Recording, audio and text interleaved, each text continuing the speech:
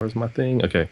Hello and welcome to episode 6 of the Game Factory podcast. Once again, I'm joined by Mike Bithell and Andrew Smith, and we're going to continue our conversation about funding your game. Hi, everyone. So last time we talked about publishers, VCs, and crowdfunding. And today I wanted to kick off with sort of a big topic, which is self-funding your game. Do you guys want to talk about a little bit about what the advantages might be of self-funding your game, other than the fact that you don't have any money? The two big ones are creative control, as in you have all of it, and no one else has has an opinion, frankly, that you have to listen to. You'd be a fool if you didn't listen to opinions, but at the same time, you get to ultimately make every choice. And the second part is when it comes out, you get to keep all the money. You don't have to give any percentage to anyone else. It's complete creative control and complete access to the money at the other end of it. Anything else, Andrew? I guess there's a few tiny things that, in comparison to someone else's money, that people might not think of.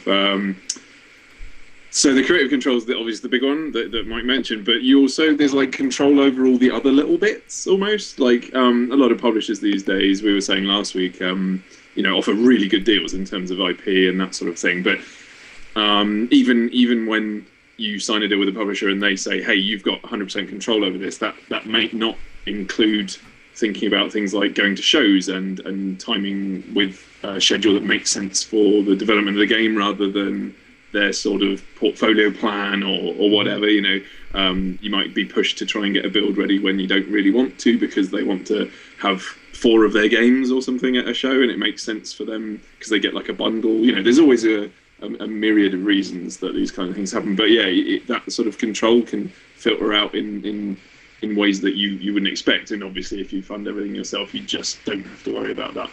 Yeah, and I guess one of the big pieces of creative control is I think there's a lot of really cool, amazing, interesting games that just aren't very well suited to funding. Mm-hmm. Any of those types of funding, it's this thing is really cool, but it's not necessarily going to make the kind of money or predictably make the kind of money. It would definitely take someone who's very visionary and understands your vision and sees a future market that's very different that you do, that would sort of back you. Safe bets, they're not safe bets. And I think as well the other part of that is who you are and what your reputation and what you can point to is. If you're making your first thing, no one out there is going to give you a crazy amount of money just because they hope that maybe you can achieve what you say you can. Yeah. Being able to demonstrate is a big part of getting that funding. So it's a tricky one. I can't imagine it'd be very easy to get funding for a game with no history of demonstrating your abilities. So self-funding allows you that opportunity as well. Yep. And I guess another thing it's that you might forget that comes with all this creative control is that there's a lot of Andrew kind of mentioned it, but you actually don't end up spending a lot of time on stuff you don't want to be doing. You can sort of focus in. You don't have to do these pitches. You don't have to spend a lot of time trying to pitch to people that are never gonna fund your game anyway and that kind of stuff. So I think there are a lot of advantages. Shall we talk a little bit about some of the disadvantages though of spending your own money? You spend your own money. It's a big risk. It's a massive commitment of if you've got some cash, and I would really kind of it's something you really should only do if you can afford to lose that money. But lots and lots of games don't make their money back. The ones honestly getting your money back is a pretty successful product. In the video games industry on a general level. I think there's something that, and I think I'm guilty of this as are most indies. If you have a success that blows everyone away, then that's the thing that gets reported on. So I think there is this inflation of expectation of what a success is and how easy it is or how common that is compared to making a game. So you could lose all your money. That's a big part of it. And I think that's what it really all comes down to in terms of the risk side. So you're taking on all of the risk. You're doing all of the work and also all of the financial risk. And, some of the other approaches we've talked about are, allow you to only do one of those things. You get to, maybe you get complete, to do whatever you want, but you also have to deal with the consequences of that. Whereas a publisher who's publishing 20 games they have much more freedom to have a couple of of those games not succeed financially than you do, because they're not betting the farm, they're making 20 bets. So as long as a few of those pay off, then they're fine, So it's a lot to put on your own shoulders. Yeah, I mean, we'll talk about sort of making sure to get that work-life balance of separating, your work from, the rest of your life, and making sure they don't become one and sort of take each other over. Mm-hmm. But it's, when your one bank account is both of those things, there's definitely a level of stress, and it bleeds so heavily into the rest of your life that you don't really realize. If you had some publisher money and you say, well, here's the company money and here's my salary, and then when I get my salary I spend it on this, it's one thing. It's another thing if you're like, well, I want to get a new phone, or I want to have a fancy meal with friends, and it's like, well, that's when it's in the same pool. I think there's definitely a level of stress that comes out of it that people aren't ready for. There's a massive psychological link there. Yeah, absolutely agreed. Yeah, I mean, both of your projects have been self-funded, basically, right? I mean, for me, yeah. In the main, yeah. There's been, there's always little bits of money here and there you can get if you do different things. But I made that sound much more sinister than it is. But Volume and Thomas Was Alone both self-funded. Thomas Was Alone made an amount of money. A large amount of that went into Volume. And that worked out really well. It's been a sequence of bets, but then it's like going to the roulette table twice, and it's like, do I want to go back to that roulette table 3 times? Because I've bet on black and it's done okay up till now, but what's the cut off? But that's the risk you take. But obviously the payoff is all Volume. Basically, me and the other people who made it get all of the money from Volume. That's not the case with other games, which have publishers. It's definitely not the case. Thomas Was Alone is published by other people on different platforms, so I'm not getting all the money. Neither should I. They did work and took risks, and that's how that works. But Volume, definitely, it's nice that all does come back to me and the team. Yeah, and what about you, Andrew? I guess how many projects have you ended up self-funding compared to get projects you've actually gotten funding for? With Tango, that was funded by a publisher, and with, Hardlines was self-funded. Crunch was work for hire. Okay.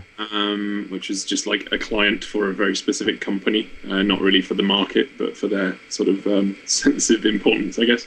And a lot of projects that we've sort of worked on and so we've done a couple of festival games, one about hugging and one about scaring tiny children with VR, and those were self-funded as well, but those weren't commercial bets, if you like. Hardlines certainly was. Crunch wasn't, but Tango Fiesta was. Yeah. And all the work you did on Lazarus up to the point it's gotten to, is that all been self-funded as well?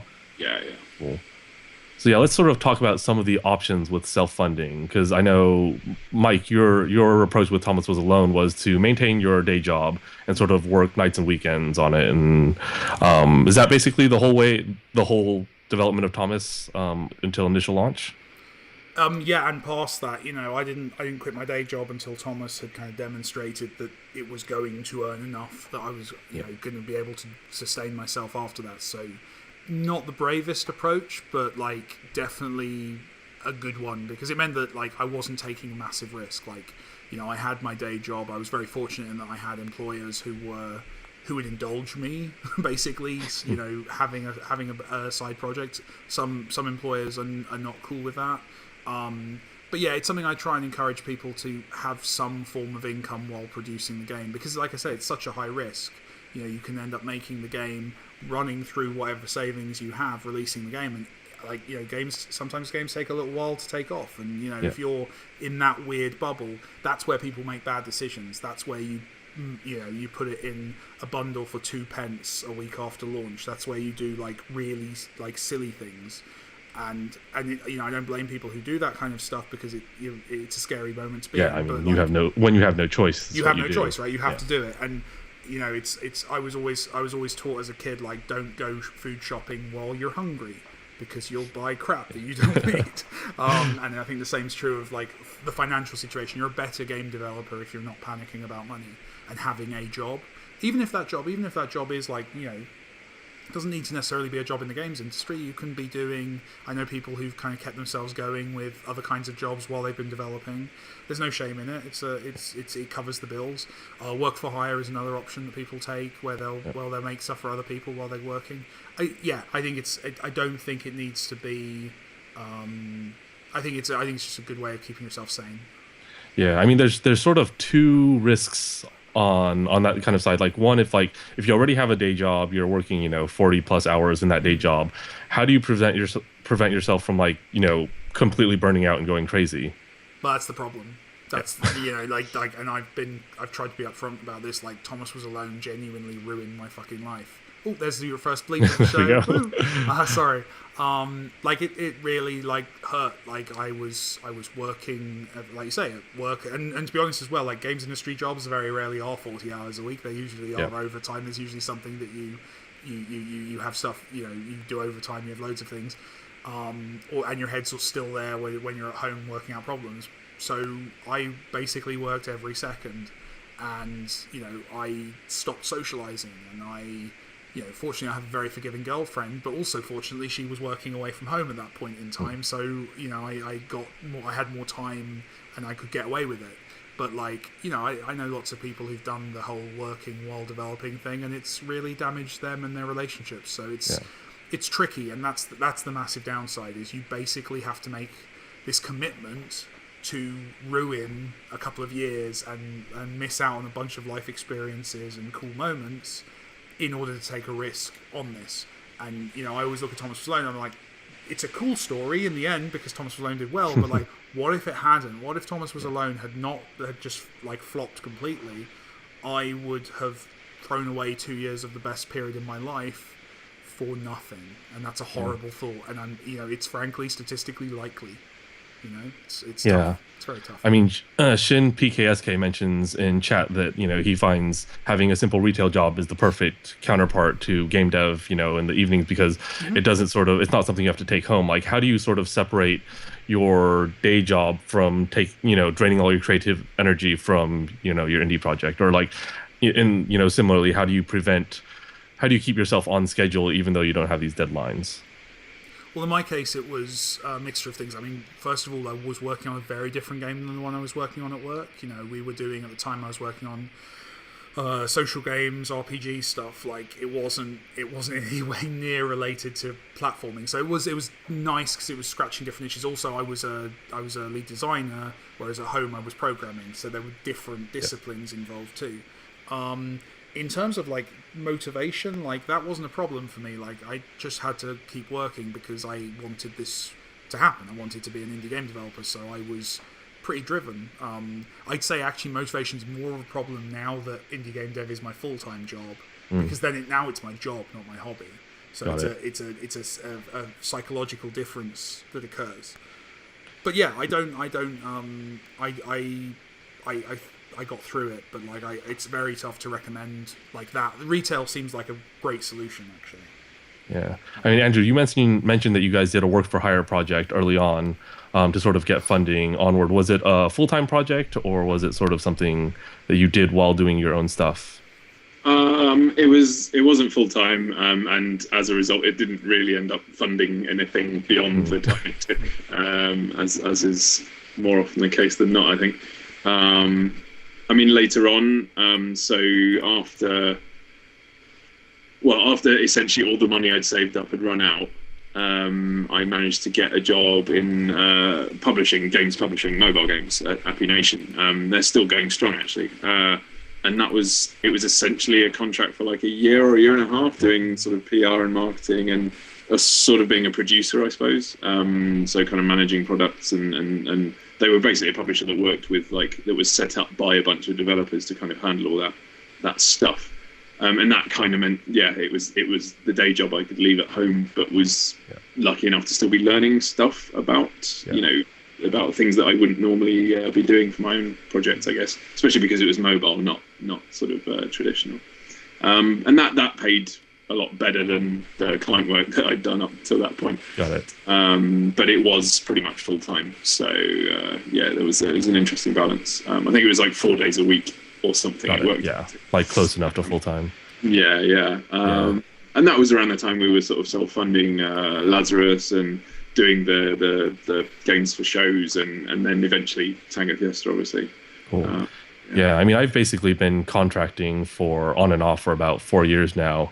And like one of the things, I was at Mind Candy for 4 days a week, which is nearly full time. And then I got Ring Fling out in the Fridays, basically. And I actually found I really liked the 4 days a week contracting and 1 day a week on indie stuff for when you don't know what you're doing and you're trying to figure it out. I think it's great for that breathing room. Like you spend a day on it and you have a week to think about it, and then you have, you pile up all the stuff in your head that you want to do, and then you come back on the Friday the following week and you're like, okay, get as much done. Okay, I have a week to think about it. But when I was starting to think about, I want to do something a little bit bigger, I just realized it wasn't going to be possible 1 day a week, because it's like, you start your day, you load in all this stuff into your brain, and you're like, okay, now it's 3 hours in, I'm going to start coding, and then the day's over, and it's like, I barely got anything done, and it just got really hard. So basically, I decided I'm just going to join Mind Candy full time and just work there for a while, save up money, and then give it a more proper go afterwards. Do you guys? I mean, both of you guys are games designers. Do you guys find it's relatively easy or relatively hard to get contract work as a game designer? I haven't tried for a while. I was going to say relative to a coder, probably really hard. Not quite as in demand. Yeah. It's certainly, it's not. Yeah, we're not as sexy, are we? We're not as useful. I've done a little bit of consultancy, but to be honest, that's usually been more about just being loud and in rooms rather than actually like achieving anything. No, I've not tried to get any work in that. There's definitely jobs in game design, but like in terms of like doing design consultancy, it's a really tricky one, because like how useful can you really be, in a short-term role, not part-time? Like a designer needs to be in amongst it all the time, always looking, always thinking about stuff. I don't understand how people do it. People do it, and people are very good at it, but I don't quite understand it myself. Yeah, because Andrew, you went for, it was what, like a PR kind of job, or was it like PR marketing kind of thing? It was primarily PR, but ended up being pretty much a hands-on traditional producer guy, external producer kind of thing. Yeah, were you looking for any like game design contract work at all, or that this other thing just came to you and you said yes? Yeah, pretty much the latter. It's very lucky, really. It was, I say lucky, it was very much based on like my reputation for that stuff. Exactly. It was an interesting job, and it paid my way for a good while, and that. But like, it was probably the closest I would think that a designer would get to being sort of useful is as a producer almost. So you're looking at like competing products and like feature sets and helping people figure out early on what to do, but then like maybe later on in a product, you're able to help developers decide what the important thing to fix is, or the important thing to address, or whatever. And it's sort of like I don't know, you get flown in and you can help in short bursts that way, I guess. But yeah, it's very. I rarely see. We're all in London, and it's a fairly vibrant scene, job wise. And I've not been specifically looking, but there are very rarely sort of. Oh, hey, anyone got a designer spare? Because most people are. I've got an idea, and I've got one of the other talents I need to make it real. Yeah. What I need one of the other core ones that usually code. I've certainly used design contractors. The one aspect that definitely I've employed design contractors is level design, because that's a very easy kind of, if you're making a game that has levels, that's a very easy, logical job to kind of ship out. It's a very quantifiable, I need 50 levels, please can you get that done, and you can pay a daily rate for it. Like, I think it's the more kind of conceptual design, creative leadership stuff that I'm not sure how you can really, other than like it's very specific. So I like monetization consultancy, I've seen like with social games development, that you would fly in a contractor to check over the plan for the social game. But like your kind of core designer, making sure the game feels good and plays well, that feels more cool. But level designers are useful. There's some really great level design contractors. Yeah, definitely. I guess when I think about like yeah, jobs that are going. It's like it tends to be coders, artists, level designers, QA. There's a lot of contract sound designers, that kind of stuff.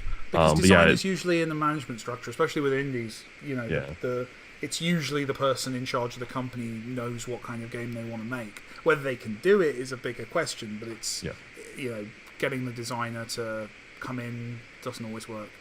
Yeah, let's scale up this idea of like self-funding a little bit bigger. So it's like, it's one thing if you're doing something on your own and you can, say I'll do contract work or I'll, keep my job and do it nights and weekends. But when you're actually trying to build a team, what are some of like how do you sort of manage that? Is it that everyone has to take that same approach? Like, can you sort of offer, I guess one of the things I was thinking is like, can you offer rev share or company shares or that kind of thing to like get people on board? Or Step one is to have rich parents. That's a method I've seen work very well for a lot good of one, indies. yeah. Unfortunately, I wasn't in that position myself. me neither. Oh, it's annoying, isn't it? One day, man. One day we'll swap them out. It'll work. That's how a lot of the self-funding bigger kind of indies do it, which is fine. I'm not jealous. Yeah, I mean, revenue split does work, and there's definitely been revenue splits involved with my previous games, just because it's a nice way to do things, and yeah, frankly, on a cynical level, it means the game costs less to make. Yeah. That said, the one thing with revenue splits that's interesting is if you want to scale, it does mean the company has less money in it. Like if you're giving revenue splits to different people, then that money goes to that person. You're kind of trusting that person to want to kind of keep making stuff. Like let's say you're making a game with two other people, and you're like, okay, we're going to split this completely fairly, 33% each, and you want to keep making games, but when the games are hit, maybe those other two are like, nah, I'm retiring. This is fine, and you're then suddenly left with only 33% of what that game made. Yeah. But I would. But then the other side, which is to do more of a kind of a the company split kind of way of doing it, which kind of protects you against that, because you're saying no, we're a company that makes video games. You can be a silent partner, but this is a company, and you have a share of the company, but you can't just take the check at any point and just leave. Like there's controls, but that's more expensive and difficult to set up. So that's something that I think doesn't occur to people early on. But yeah, I think company. I would always push people towards the company, the shared company ownership, rather than literally you get a third of all the cash we make, because that's how you can grow and keep making bigger stuff if that's what you want, or if you want to be kind of a nomadic kind of. I always want to make games at this kind of scale, then the rev split works just fine. Yeah, I mean, one of the nice things about companies is that there's so much precedent for vesting schedules and that kind of thing of like, well, we're going to split it this way if we all stick with it in the long run. If you bail early, then, this is how many shares you keep. This is how many shares you vest per year, or, that kind of thing. So I think that's pretty nice. I imagine you probably could set that up for rev share, but it just seems, I haven't seen it done very much. It very much seems like if you deliver on the full project, you get the rev share we talked about. Otherwise, we're in a really weird situation, and it gets really awkward. I think that's the thing. You got to be clear about what the project is. Does it mean ports? Does it mean sequels? Does it mean side projects with the same lead character? All that kind of stuff. And I think as long as you keep it, I mean, that is the thing. Like, if you're going to have an agreement, get a lawyer to write. Don't. Either have a really good agreement or don't have one at all and just argue about shit for your whole life. That's the two options, because it's when anything in between and stuff just gets messy and horrible. Sure, arguing is horrible, but at least no one's got a leg to stand on, right? Exactly. It's pretty grim. But yeah, if you can find a lawyer who's just of any kind of business, really, it's not specific to games, but just any business lawyer will hopefully sort of have some kind of template or something. Or join you. They're pretty awesome. They have lots of cool templates and stuff like that. Lawyers are scary in terms of costs. It puts a lot of people off. But the offset of you get your lawyer, and yes, it's expensive to have them check a contract or to write a contract, but the potential loss in the future, I have never ever regretted getting my lawyer to look at something but I have when I've been, especially early on when I didn't have much money, and I was like, I won't get my lawyer to check this contract, and then you're dealing with that problem years later. So it's lawyers definitely worth the money. And to be honest, if you find the right lawyer, they'll often give you a good deal, because they might be like, I've definitely had like cheap legal advice early on, and they're making a bet that, if I give cheap advice to a bunch of indies, one or two of them are going to be, and that guy now I pay a lot more to, because I'm got employees and contracts and all this stuff that gives him work. So it's if you shop around, there's good legal advice there out there, and it's cheap if you make the case that you're going to be somebody. Yeah, I mean, when we started BitMinion, we basically did that. We got the lawyers, we set up all the vesting schedules and all that kind of stuff. And it's one of these things of, when it came down to it, everyone was cool. We didn't really need to enforce anything. But on the other hand, if we did, it would have been there for us. And I also think it's, like, we started a company with a bunch of friends. And I think it's always awkward to approach these situations if you had casual conversations and none of it's binding. But if you, wrote it down on paper, all signed it, then it's like, oh, here's what we're carrying out. Like, we all agreed to it. You don't have to feel like the bad guy. You're like, we all agreed to this. This is what we're doing. Rather than saying like, oh, well, how you kind of said this last time? Like, I'm going to try and hold you to that. And, it's a lot easier. It's an unfortunate bit of it. It's an unfortunate part of being an adult running a business is that your friends, unfortunately, like some friends turn out to be not so nice, or you disagree with them, or you're not so nice. A good contract protects everyone. It's not this person's evil, so we need to protect ourselves against that person. It's like just everyone's safe at that point. And exactly. If you and so don't like each other in 15 years, that's fine. Everyone's protected. Everyone's safe as a result of this contract. Yeah. So it's just unfortunately, it's just something that you have to do, right? Cool. Do you guys, anything else you guys want to add on to self-funding, or are you ready to jump onto some free money options? I'm wanting to hear about free money. Free money is going to be really, that's really useful. Yeah, let's do that. Cool. I want to learn about that. Cool. Let's first talk a little bit about the tax breaks. I assume all three of us are, have projects that have gone through the cultural test and we're claiming on that kind of thing. Do you guys want to roughly describe how the UK tax break system works? Yeah. At a high level. Do you want to do it, Smithy, or shall I? Which of us is going to be least comfortable with this? Correct me if I'm wrong, please do. But as far as I understand it, the test determines how culturally important you are as a British product. So it doesn't necessarily mean, oh, hey, it's about the making of Big Ben. It's not a tower. But that is an example of how you can be British, sort of culturally relevant to the British.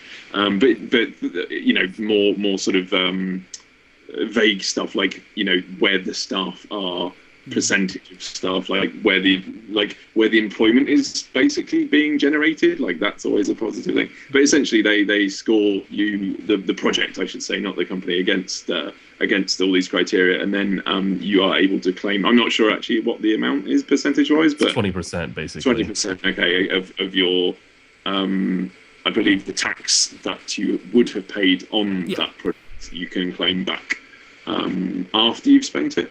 That's usually how. Yeah, you spend so it. For it to be calculated, but yeah. It's great. I mean, we're in it. Volume was done with video game tax credits, and is it tax credits? Not tax credits. Is it tax? It depends. It's either tax break or tax credit based on if you're profitable or not, but they're the same thing. Okay, well we're profitable. Woohoo! So it's that one.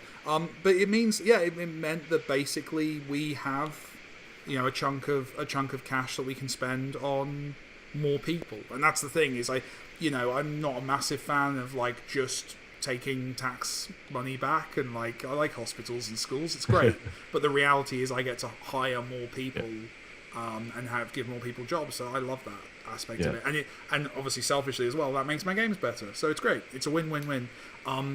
It's not, I wouldn't call it free money, because it's very much you have to spend it in order to get it back. Like you have to speculate to accumulate. So it's not gonna like, I don't think it's gonna, it doesn't empower you if you're self-funding to make it's a little bit of a safety net, but I definitely wouldn't make any assumptions based on it in terms of like how you spend your money. What it does do in theory is it helps with investment. It means that more people are likely to come to you and with projects, with things, because this is a good country to invest in, because they know that they're basically, there's 20% less risk essentially. Yeah, I mean, basically, all the money you have goes about 20% further. I mean, that's basically what happens if you pass the cultural test and you spend the correct amount of money in the in the relevant economic zone. Yeah, which is Europe, by the way. So it's Yes. not even just Britain. Like, it's basically a European test. Yeah, Which makes sense because there's lots of people outside of the UK who work on volume, for example, but that doesn't make us exempt. Some people from outside of Europe is fine, but like even those of our guys who are in Europe, they still count because it's a European. Because well, for the next few weeks at least, we're part of Europe, so it's fine. yeah. Yeah, and obviously, But I yeah. guess it makes sense for the government because we are a fast-growing industry, and there's, if we're a fast-growing industry and they need to be competitive, like, Canada has a much stronger, tax break system on their games, and they actually have a lot of, upfront funding as well. They actually, another podcast I listened to, it's Designer Notes. They talked to the guy from Clay, and he was talking about how they use Canadian government funding, and they give you, a lot of money, a lot Yep. more money than this, but yeah. Australia's one I've heard as well that there's great resources in. I know some guys who've gotten, frankly, astonishing amounts of money from the Australian government to make video games. So yeah, there's money out there, and we have some of that. So I guess that's the next stuff on your list, like the prototype fund, for example. Yep, yeah. Which is great. That allows I forget what the exact. I think it's 25,000 up to 50,000. I think something like that. I think it's 25 up to 75. Right. It's like 25 for the first phase and then up to 75 for the second phase. Which is specific funding for prototypes, which is pretty good. Like, that's pretty useful to be making stuff. A lot of publishers, well, honestly, at this stage, most publishers are going to want you to show them a prototype in order to sign up for the project. So having some money to go into prototypes is great. Yep. It's really useful. And there's some limitations. I think the big one that a lot of people have struggled with on the prototype fund is that you have to have two PAYE employees, which if you're working with contractors a lot, or if you're a company owner, then depending on what your tax situation is, you may not be a PAYE employee even yourself, because it's easier to do the kind of the dividend system, and then you're not getting taxed twice and stuff like that. So it's actually, I know a few people who've not been able to get that because they don't have two PAYE employees. Setting up PAYE is kind of complicated as well, and puts a lot of people off. It's not that complicated, but it's enough complication that puts people off. So there's that, you've got to jump through some hoops for that one in particular. Yep. And anyone who doesn't know, PAYE is pay as you earn, and it's basically like the automatic tax deduction system they have in the UK. So, Proper I mean, one salary thing, worker kind of way of paying tax exactly. rather than contractors. Yeah. Yeah, it kind of blew my mind when I moved to the UK, and you work here, and then it's like, oh, you don't have to do your tax return. They took out the correct amount in the first place. I was like, oh, in America, you always have to do a tax return because they always take the wrong amount, and you have to fix it. Like, it's literally required. Everyone has to fill it out every year, and if you're lucky, it says they got it right. But I've never filled out a tax return where they got it right. It's basically it's a less smooth system. We've actually applied for the prototype fund this first round, or this year's round. Apparently there's multiple rounds every sort of year or however frequently they do it. There are two bands at this stage. There's the 25 up to 25k and up to 50k. The up to 25k. So it's just I'll go through it because there's some interesting sort of wrinkles, I suppose, for people listening. Up to 25k is just, hey, you have to have two PAYE directors. You have to provide details of the contractors that you're going to be paying. The money is only for paying people to work. So that's like one of the key things. It doesn't cover your tools or anything like that. It's literally salary. And for the 50k, the difference is essentially with that one, if you're applying for that, they expect you to have evidence and will require sort of discussion with a secondary sort of partner who is going to be committing roughly the same amount of money. Okay. I imagine all of that is to do with sort of being a bit nervous about throwing that kind of money around without. Yeah. It's essentially another check that it's all going to go through, and actually be useful and actually end up in employment and a product that ships. So that's interesting. I mean, it sounds like a lot of stuff for your average kind of smaller indie to jump through, though. Yeah, it is. I mean, it's. I've been wondering about how it's angled, really, because So another part of it is that essentially it'll start some point in January. They don't have a date, which is kind of crazy, and then they expect it to end by the end of March. So if you're being generous, that's 11 working weeks, right? The It's other not much time to spend 50,000. no, and the other kind of stipulation is that you are able to pay for 6 weeks of development up front. So once you've paid 6 weeks, you get that back, etc., etc. And that's quite interesting because that's half of the prototype time. Like that's a late position to be in to go. Actually, this isn't going to work, you know. And it's open for people between companies of 1 to 50. Well, surely you need 2 at least, right? So you at least need, you do.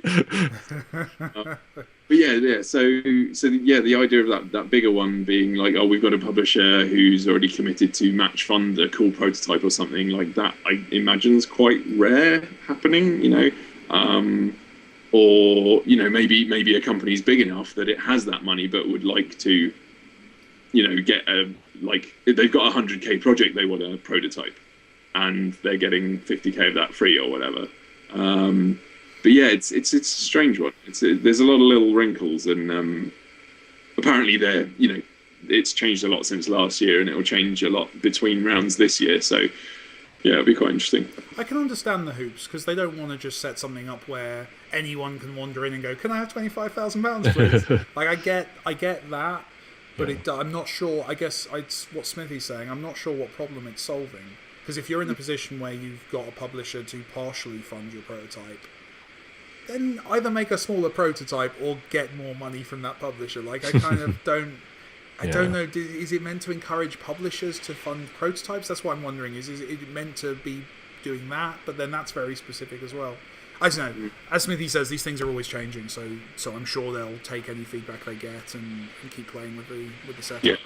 Yeah, I mean, it kind of reminds me of the immigration visa process that I've been through in the UK a few times, and it's that they need to put up enough barriers that it's like you have to put in some effort, and not anyone can take advantage of it necessarily.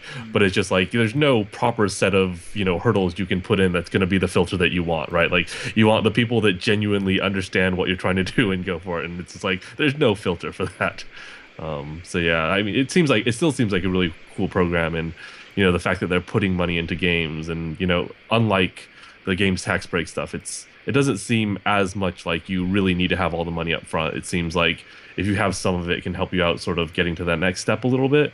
Yeah. The final, like, one of the pieces of the pitch is very much what like choosing a business model as a prototype. So it's like, are you going to ship it to early access or paid open beta or something at the end of that 11 weeks or whatever?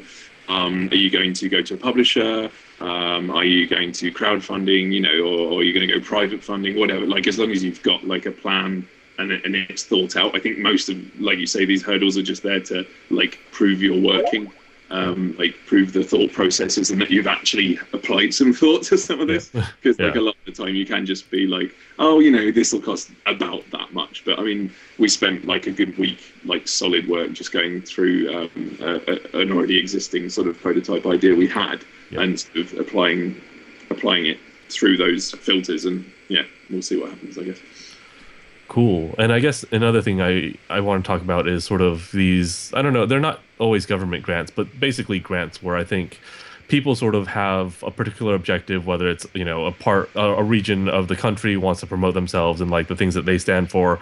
I know Channel 4 used to do their educational stuff where they would fund games that sort of fit their educational remit. Can you guys think of any that are active right now? Like, firstly, I don't know if the Channel 4 one's still active. I haven't heard about it for a couple of years. They're certainly doing some publishy kind of, we were talking about it just now, like some publisher PR stuff. In terms of like free money, I'm not as familiar with that. I don't think they're doing that anymore. The UK Games Fund that we were just talking about, I believe, grew out of the Abertay Games Fund or the Scottish Games Fund. That's right. Yeah. I think that was pretty successful. There's a bit of a hotbed up there, thanks to DMA Design, really. Way back in the day, but I'm not sure if that exists as a separate thing anymore. about 6-7 years ago when I was up there, I know that there was a lot more money being thrown at games companies by the Scottish government in certain like cities. They were trying to kind of, like, I think Dundee was like earmarked as like a tech area. So a lot of tech money was being thrown there, and then say like Glasgow was like arts and weird things like that. But I don't know if that's gone away now that the UK games funds are wider net. The regional point's true as well of a few places that there is money if you want to set up outside of London.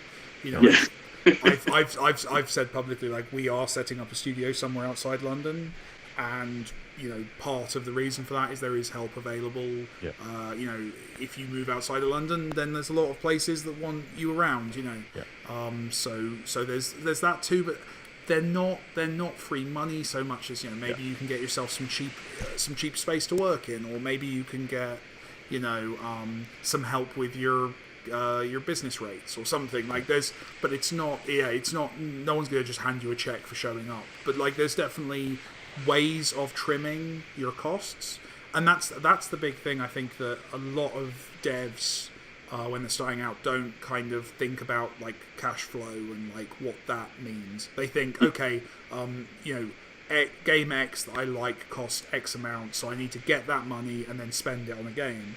And actually, like, you know, what you're spending every month, even if you're just trimming a little bit here or there, that over the course of an entire, like, you know, a year, 2 years, 3 years, whatever, that does add up. And also, you know, if you've got any kind of income, getting your income and your spending the right way around, you know, is crucial. So these things, even though they're maybe not like in any individual case, like, this is how, you know, that someone will give you free money to make a game, like, they all help, you know, they all bring that, just cut little pieces off of that weekly kind of outgoing. Yeah, I think a lot of UK universities are quite good at providing that sort of thing for startups. They're getting a bit more sort of commercially savvy as the years go on. I know that the Dare to Be Digital competition and Abate do a lot of support. I know that I think Derby University did some stuff with Roper when he was there. Teesside are quite big on games, and so there's often, like, in unexpected places, like non-game specific small business help to be gotten. And like you say, Mike, it's like when you're starting up those first few years, like, anything that saves any pennies is huge. Like, it genuinely all adds up. So yeah, definitely. I mean, one other thing I wanted to touch upon is, I don't know exactly how to describe it, but there's a lot of platforms that want content, and they're willing to to help you get on there. I know Intel does like a big competition every year. I know Microsoft used to have these big events where, like, if you want to develop a game for Windows Phone, then, you know, we've got funding for you. And I think there's a lot of those kinds of opportunities out there if you are the kind of game that would work well in an ecosystem that's like not the leading ecosystem. But, you know, you have a game that, you know, might do well there, or that, you know, isn't as focused on, you know, big market, and it's all about, well, maybe if we can just get something out there and have something to show. I remember Alistair had that massive touchscreen game that he made, Tap Happy Sabotage, which I hope was funded by someone, because it was just like, making a game specifically for that device. I feel like there's some money like that around, but it's sort of harder to find, I guess. And not just on the less successful platforms. You know, like, console companies will pay money for exclusives or timed exclusives, or you know, standing on one leg on a Tuesday exclusives, like, whatever. Like, there is money there. If you can make something that feels exciting or showcases like the specific qualities of a piece of hardware, you know, I mean, a great example right now is VR. There's lots of money being thrown around by the VR companies, because they need content, they need things that are cool, and it's significant money. It's not like crazy life-changing money, because they don't want to change lives, they just want to get some cool games. But if you're an independent developer, maybe you're a smallish team, it's the kind of money you can definitely use to get a project out there. But then, you know, some of that is free, most of it is more akin to publishing, in that, you know, they may want to recoup some of that money, or they may be looking for, you know, extreme exclusivity on that. on that content. So there is definitely, like, if you want to do it. The other thing I would add to this, it's more of a general point for kind of all of the stuff we talked about today and a lot of the stuff, like last time. I think indies look down their nose at this stuff. Like, they're like, if it's real indie, you're paying for it yourself. And that frustrates me because it's an incredibly naive perspective. Because genuinely, I think anyone watching this, if they listed out that, their favourite indie games or indie games that they've heard of, like, I think most of those were funded by either publishers or platform holders, like in some part. Maybe not the whole thing, but like they will have had some level of financial support from someone. I can honestly say...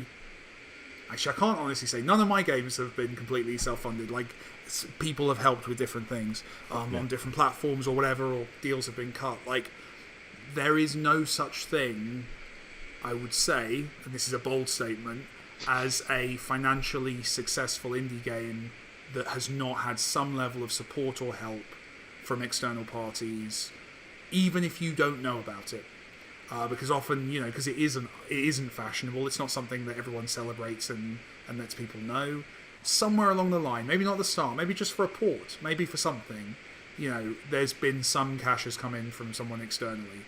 Of course, there will be exceptions. I'm sure the chat is filling up with a couple. It's usually the case. And I don't know because I didn't work on every game, but like a lot of games, lot of indie games. And you see this, like Indie Game the Movie demonstrates it perfectly, is when they're talking about, Team Meat had some help, Fez had some help. A lot of these games have had that support. So there's no shame in not being completely self-reliant. It's not uncool. It's not indie. There's not. I don't even think it's necessarily heroic to self-fund. I think, looking back, like, I'm not sure, if it was the best plan for Thomas Was Alone, maybe it would have had, maybe it would have done a bit better if it had some support from somewhere else, So I think, I just don't want people to dismiss this stuff because... Yeah, I definitely don't think being less business savvy makes you more of an artist. Yeah, exactly. Yeah, right? Exactly. They're not it's not a single line, right? They're two different skills. Yeah, exactly. Absolutely. Yeah, I mean, something you mentioned about funding that you don't know about. I know last time when we talked about VCs, you sort of talked about these super hidden people that invest in games, and I guess I wouldn't call those people venture capitalists, but those people definitely exist. I think there's some that are really quite public. I know Stephen Dangler invested in a load of Double Fine games and in Defense Grid and Torment and that kind of stuff. So there definitely are these private investors that sort of, if you can find them and if you can convince them that you have a really cool vision that they could be part of, I think it's an option. Financial A-team. Yeah. But I have no idea how to find these people. I've never met any of them. You take a £20 note and you stick it up in the air and you wait for about 5 hours and they just arrive. It's great. I'm going to try that tonight. See how it goes. Yeah. Not in a dark alley, though. Do it in a well-lit place. That'd be fun. Yeah. But yeah, it's interesting in that it's a shame because I can't really talk much about it because I don't know exactly how it works. But I definitely know a handful of projects that have sort of been funded in this way of, they found someone who, either they could convince, this is a good investment, or, someone who's just sort of interested in the kind of thing or the cause or the vision or whatever it is. And, that you can kind of try and get some investment from these kind of private investors. But again, I have no idea where you find these people. I think it's sorry, go on. a networking thing, isn't it? It's it really is. People and then like maybe you get a little tips in, a bit excited about a game project you've got on the back burner, and you blab about it to the right person, and then they do the same thing, and eventually it gets word to this Mary Poppins like figure who comes in an umbrella of money and sort of sorts you out. But it's like that's the thing is, I guess, it's rare enough that we kind of like it is that they are a bit like unicorns. It's like they come along and no one believes you. Happens all the time to me. Certainly, I mean, it's a lot of them are ex-devs. That's what a lot of them are. Is they're people who've got some money but know the industry and know, like, if they can look at a game and go, yeah, that's probably a reasonably safe bet. They're smart enough to realise that everything could go wrong. That always is the case. But like, there's certainly people who have made money on previous things, and I guess the most known is probably Indie Fund. It's probably the one that it's a bunch of indie devs speculating with some of their spare money. Yeah. But there's definitely much guys who make much bigger investments out there. Yeah. And yeah, it's networking, as Smithy says. I know about most of these people because I've talked to them at events, and it's come up. And you don't. It's like Smithy says, you don't go in. It's not like they have a sign or a T-shirt. It's just you're talking to interesting people, and you realise, oh, you put hundreds of thousands of pounds in. Hello, can I buy you a drink? But yeah, it's yeah. Yeah, and Indie Fund is an interesting one because they're a publisher, but they're like the publisher with one, public terms, but two, the friendliest terms I've ever seen. Yeah. They have a cap on what their earn is and that kind of stuff. Where I've only ever seen publisher contracts that have a cap the other way, that kind of stuff. One thing I did jot down, and I just can't think of any precedent for it, but have there been any games that have been funded via Patreon or anything like There's that? developers who are funded by Patreon. Mm-hmm. There's a lot of smaller developers of smaller games who use Patreon and do well from it. Like I've seen a couple of people. I think I have intermittently backed a few of them as well. Like there's definitely, but they are people who are making kind of smaller stuff, free stuff, often much more experimental things. Yep. I don't know if it would be feasible. Like if you look at like your big kind of gaming Patreon, so like Jim Sterling, kind of funny, those kind of people. Like 20,000 a month is not unheard of dollars, but there's not really like if you're someone who can get that scale of audience, $20,000 a month is not an amazing amount of money to build a game from. Yeah. That's realistically that's not a substantial video game you're going to be able to make for that. And if you're the kind of person who can get $20,000, you probably want to make substantial video games, right?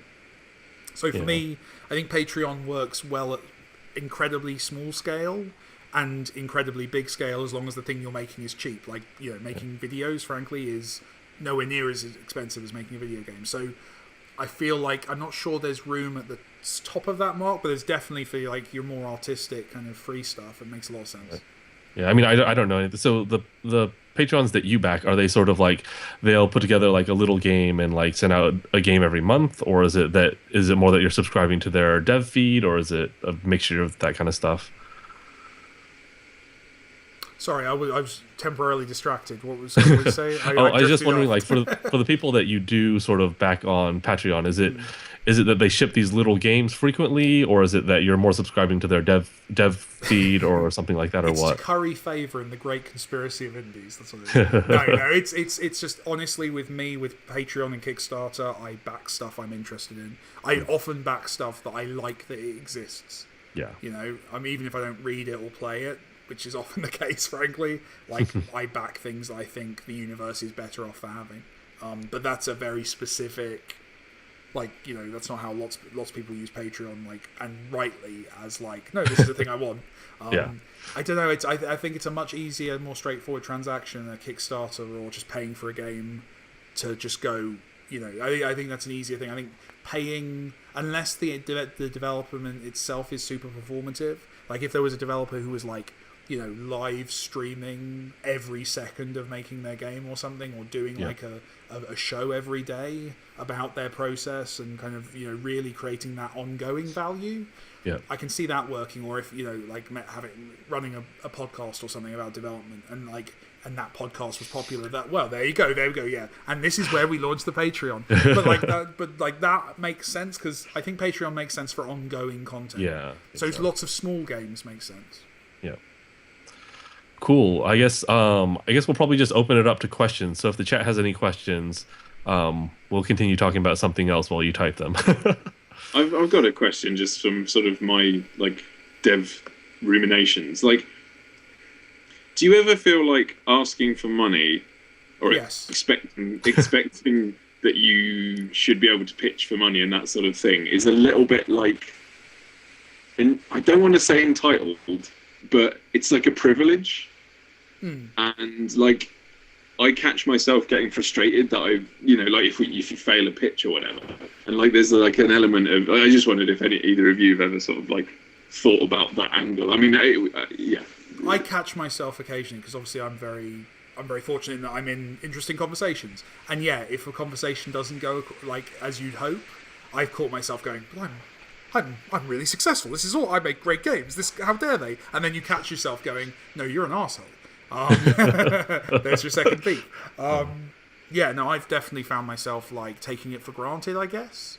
And that's, yeah, you just have to catch. I think if you're catching yourself, then it's fine. It's if you didn't catch yourself that you should be worried, but you wouldn't be worried because you wouldn't be catching yourself.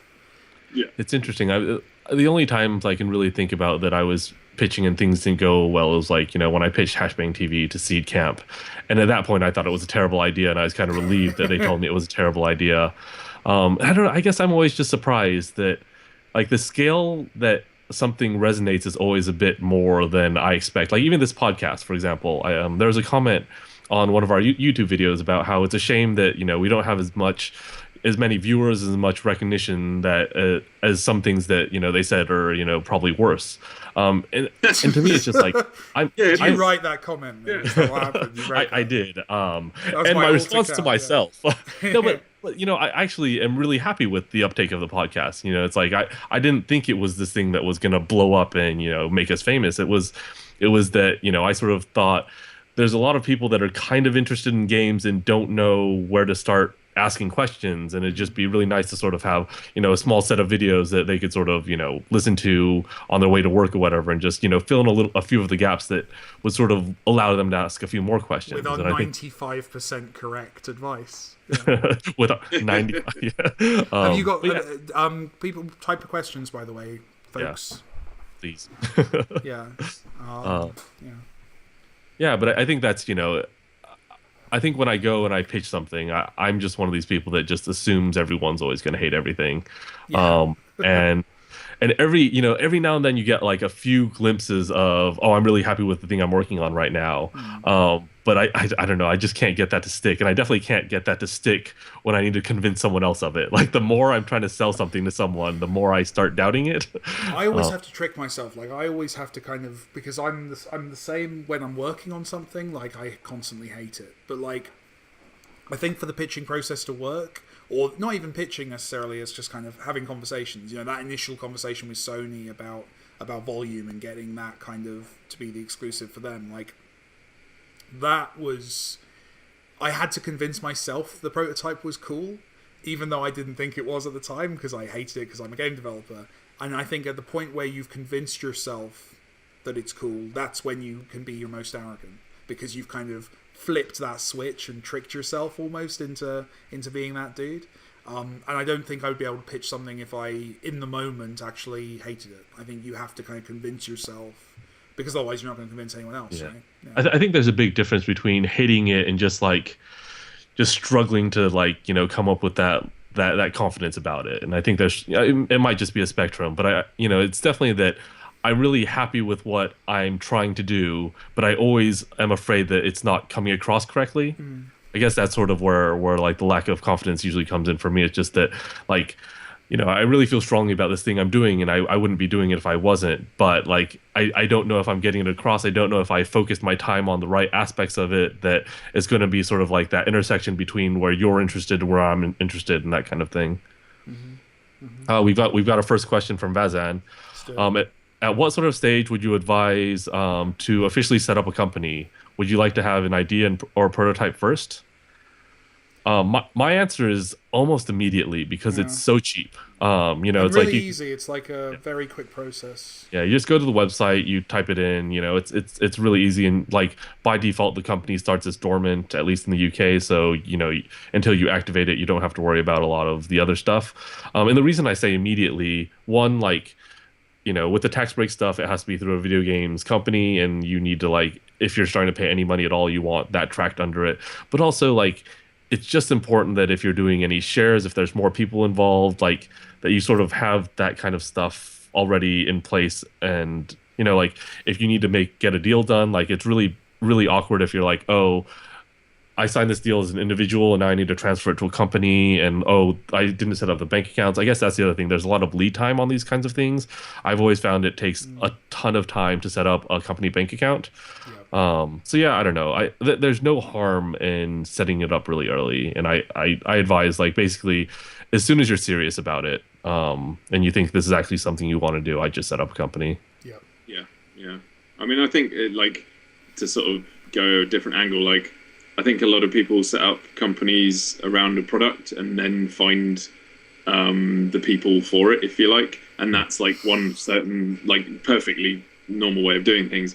But just be aware that if that's not what you want to do, if you want to build a company that builds interesting products and you don't know what they are, then obviously you have to find the right people. But that's a lot harder.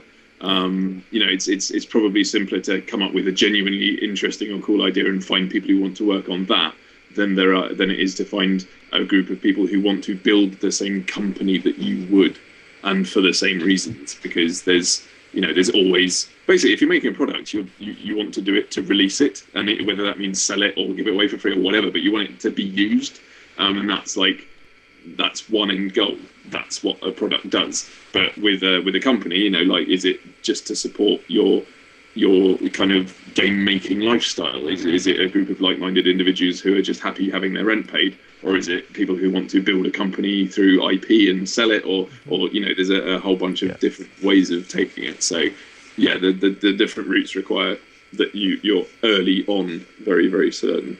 Yeah, I mean, it's really interesting that you say that on this topic, because it's something I did actually want to talk about funding in general. This alignment is this concept that's really important. And it's important that when you start a company that everyone's aligned in what their goals are. But also when you think about how you want to fund your game, you have to think about what that source of money wants and if you're well aligned with it. So if you're crowdfunding, you have to make sure that, you want to make this cool game and you want to deliver it. If you go with a VC, you have to be aligned that you want to build this massive company. I was trying to think of how to summarize a VC, and I just kept thinking of that weird line from the Social Network film of like, what's not cool? $1 million. What's cool? $1 billion. And you basically have to be ready to jump on that ship, if you're going to raise VC usually. But yeah, I think alignment's so critical, like definitely more important within your company, but also when you're seeking funding, like you're sort of beholden to them. And then if things go wrong and you don't want the same thing as they do, then it gets really, really difficult really quickly. Well, that's also something you should be setting up. If you're setting up a company with people, that's a much more complex thing. When we say setting up a company is easy, that's if there's one owner. Like in terms of splitting a company, it's a process I've been through recently with Alexander as my new partner, and he, we had to sit down and work out, right, what do we both want for this? What do we want to be doing? And what is, what happens when we disagree in the future? And actually that's something you contractually work out. You sit down with a lawyer and you go, this is the procedure for when Mike and Alexander have two different opinions on something. Because that will happen, especially with two people.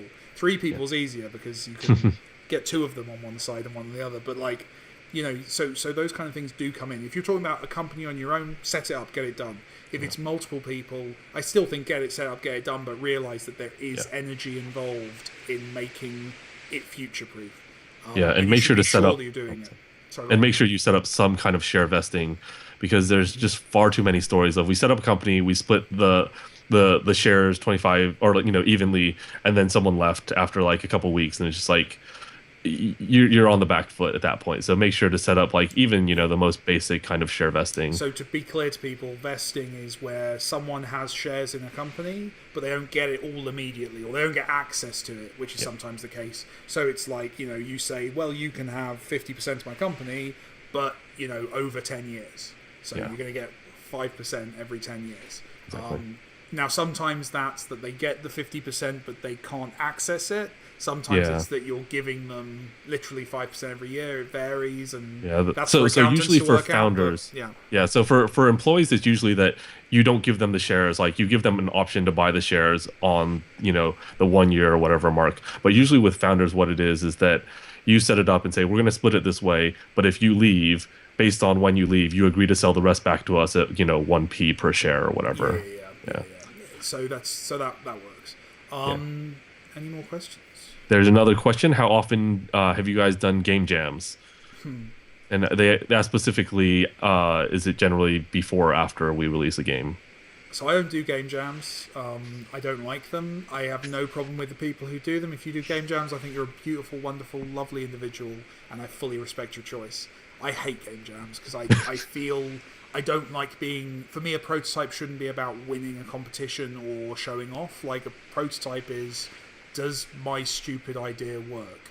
And that for me is a much more private, shy thing. If I then build it and I'm happy with it, I then of course share it with people and get feedback from people.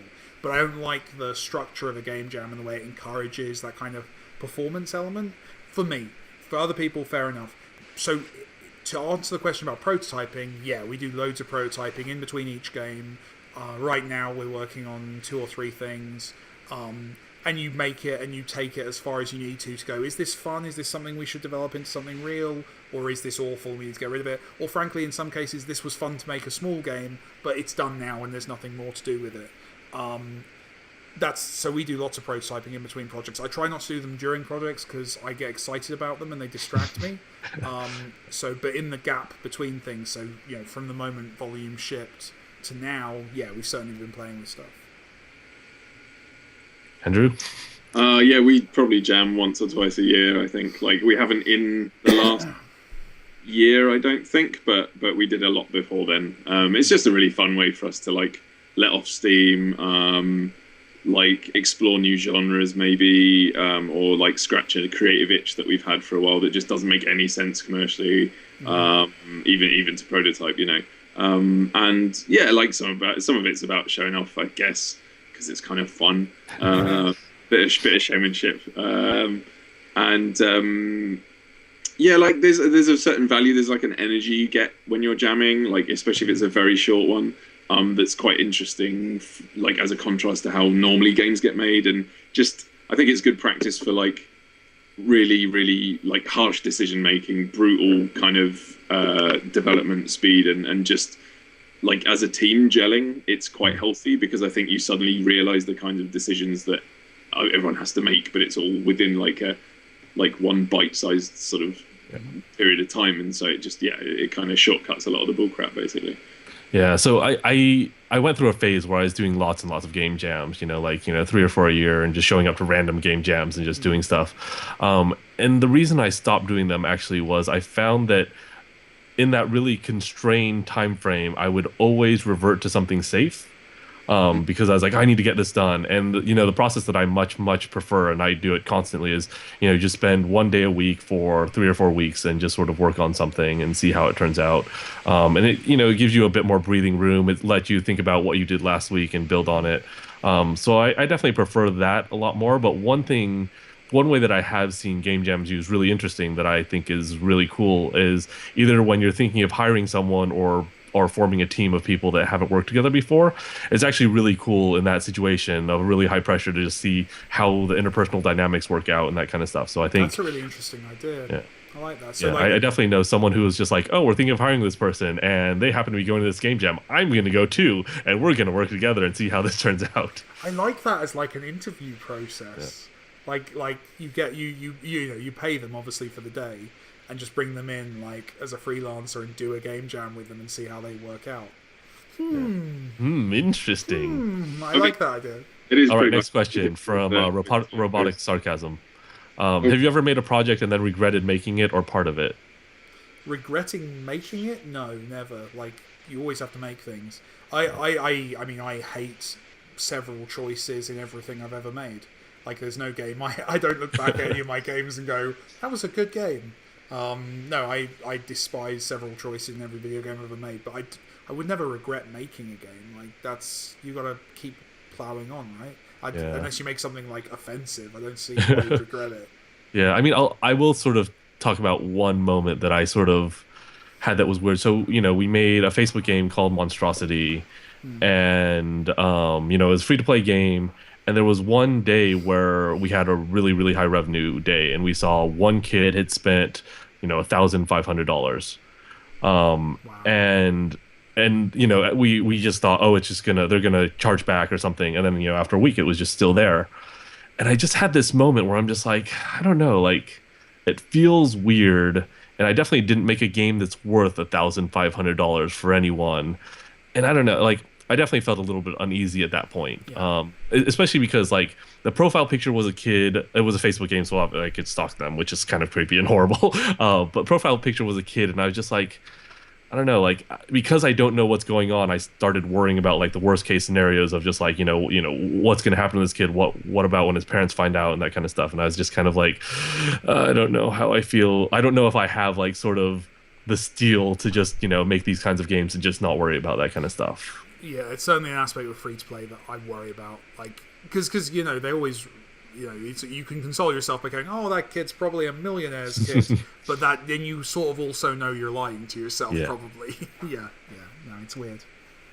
What about you, Andrew? Don't know. I don't think so.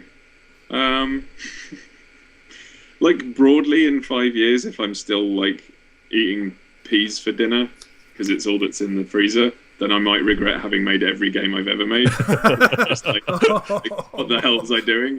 But yeah, like project by project, you're just like, well, you've always learned something. You've always got some. Well, if it's your idea, then you're always like you get some creative satisfaction out of it, and like yeah, it would take like a particularly bad day for anyone, even me, to like skew it that much that you'd sort of regret it. I in fact I don't know anyone who does. Like I haven't asked all my game development, but like I'm sure it would have come out in conversation. Like I'm pretty sure, we're all pretty happy with what we do. I mean, even if people make controversial content or offensive stuff, it's usually on purpose. They do it on purpose, right? I guess accidentally for offensive. a reason, and if it gets a reaction, that's a good thing. Like that's the point of it. So I have read stuff though where like someone was writing about Thomas Was Alone, that there was something in Thomas Was Alone that upset them. That's probably the closest I've come. Like unintentionally, like I didn't put it in to upset people, so that's probably the closest I've come. But even it's something worth reiterating. Like I've worked on some bad games, like pre-Thomas Was Alone. Like some of the stuff in the back catalogue that I don't talk about so much did not review well. Like so there's definitely like. But even then, I had fun, and like Smithy says, I learned something. Working on bad games is often quite fun. Like even if it's a little bit of a soul sapping thing when you realise something you're making isn't going to set the world on fire. But the act of making a video game is still enjoyable, even if you're not working on the most exciting project. So yeah, making video games is fun. You always learn something, or you meet someone that you're going to work with in the future, or exactly, there's just so many positives out of it. All right, next question from Vazan. I could be wrong here, but I'm assuming everyone here is a big Unity fan. Is there anything that put you off other engines, or is it just something you're used to? I'm definitely a Unity fan. I love it. I like the speed of it. I got into it because Thomas Was Alone was a Flash game, and they talked me into using Unity back when Unity wasn't a big deal, and therefore I have a very personal relationship with Unity that I'm like. I've been helped by Unity. Yeah. Like the boss of Unity in the UK has a Thomas Was Alone iPhone cover and stuff. Like nice. they've been super supportive and lovely, and that makes me kind of definitely loyal as a customer.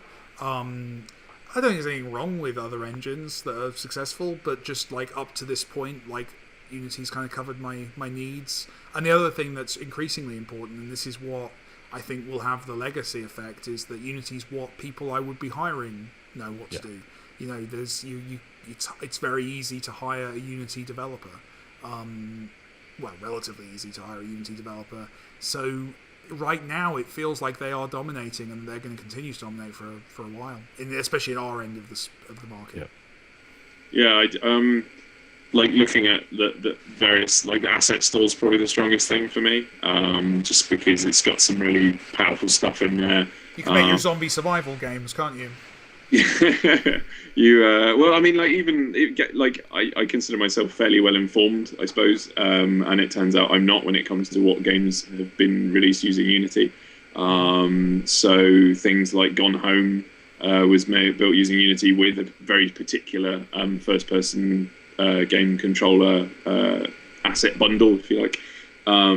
Super Hot, I believe, is the same, using the same one. But having said that, like primarily I'm interested in it because the most people know the most about it, and it is pretty simple to get stuff up and running in it. Mm-hmm. But personally, I'm looking at doing quite a lot of prototyping, hopefully in the future, in my in Game Maker, which is probably even more like unknown as like the kinds of games that you will have heard of that are supremely successful. So like all of Lambier's work, Spelunky, Risk of Undertale.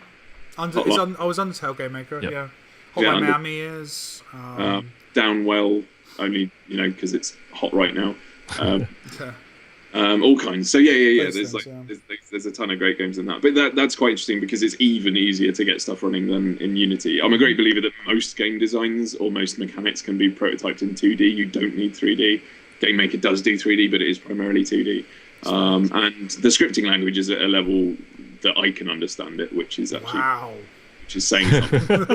It's not very nice, Mike. I'm sorry. No, it's perfectly valid. But yeah, like to the point where it's like, well, I can prototype stuff outside of like my coder's time, which is probably best spent doing more important things. And even to the point where I could probably start releasing things. I don't know, we'll see. But yeah, like those two things have just meant that like without those, I would be really interested to see what the industry would be like without Unity and Game Maker equally. Yeah. Cool. Next question, and I think this one applies to Mike Morell. Have you guys ever been developing a game while holding down a job or studying? If so, how do you allocate your spare time between making the game and actually having time off so you didn't burn out? So we covered this a little bit, but Mike, if there's anything you want to add on top.